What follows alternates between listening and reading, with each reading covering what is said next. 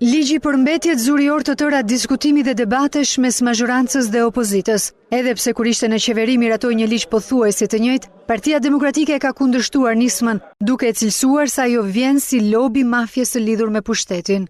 Jo se jemi kundër biznesmenve dhe bizneseve të riciklimit, as se jemi kundër atyre fukareve që për bukën e gojës janë detyruar të punojnë me plerat e qeverisë, por do votojmë kundër këtij projekt ligji sepse sot më shumë se kurrë jemi të bindur që ky është një projekt ligj i ardhur nga mafia.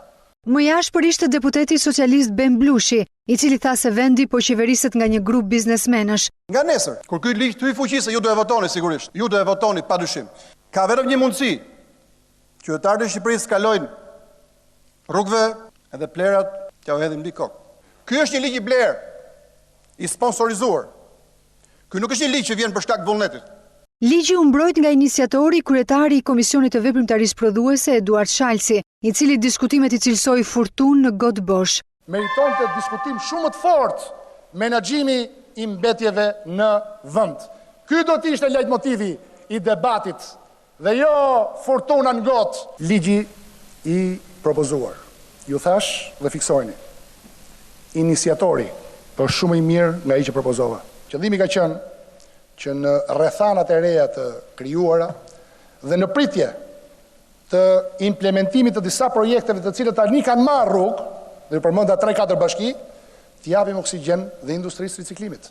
Lëvizja Socialiste për Integrim e mbështeti iniciativën ligjore. Kryetari i grupit Petrit Vasili rilexoi edhe një herë amendamentin që i jep shoqërisë civile mundësinë e mbikëqyrjes së procesit të importit të mbetjeve. Qoftë një fakt i vetëm, qoftë një devijim i vetëm, qoftë një analizë vetëm e manipuluar, qoftë një kontenjer i vetëm i cili do përpiqet të fuste një mbeturin tjetër për tjetër, apo një seri dokurish tjera që lidhen me zbatimin e ligjit, do të ishte një motiv i mjaft për të anulluar një herë përgjithmonë këtë ligj e për të thënë që shteti shqiptar është e pamundur që ky ligj apo dhe ligjet tjera të zbatohet ashtu si shkruan.